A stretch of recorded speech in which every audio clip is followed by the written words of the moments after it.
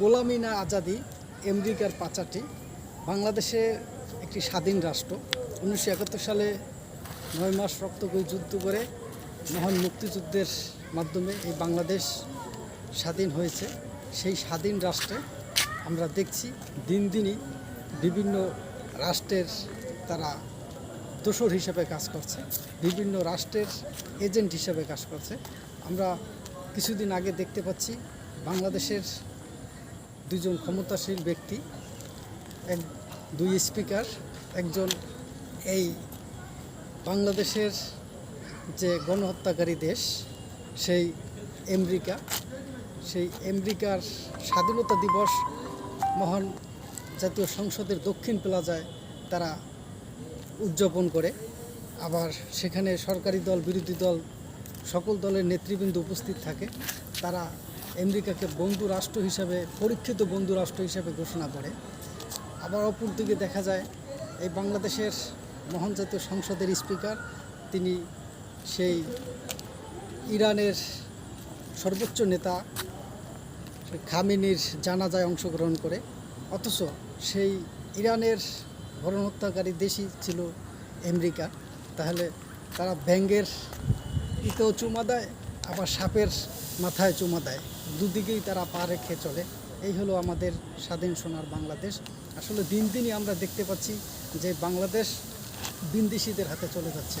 আমরা একটি দলকে, একটি মহলকে দেখতে পাচ্ছি যে বাংলাদেশের যারা শত্রু, জনমের শত্রু, যারা মহান মুক্তিযুদ্ধ থেকে শুরু করে আজ পর্যন্ত যারা এই দেশকে নিয়ে বিভিন্ন রকমের কটূক্তি চালে যারা ব্যস্ত ছিল, এই দেশকে ঘায়েল করার জন্য যারা ব্যস্ত ছিল, সেই বাংলাদেশের গণহত্যাকারী দেশ পাকিস্তানকে তারা বন্ধু রাষ্ট্র হিসেবে ভাবে।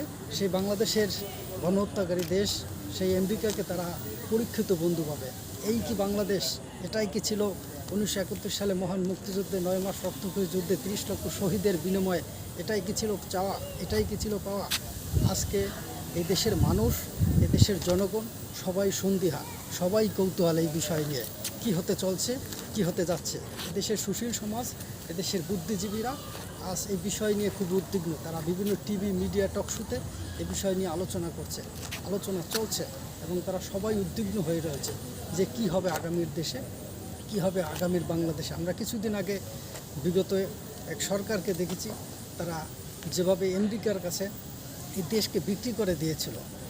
এই দেশের করিডোর নামে যে আমাদের বাংলাদেশের সবচাইতে আন্তর্জাতিক মানের যে পোর্ট, সেই চট্টগ্রামকে তারা বিক্রি করে দিয়েছিল, সেন্ট মার্টিনকে তারা লিজ দিয়ে দিয়েছিল।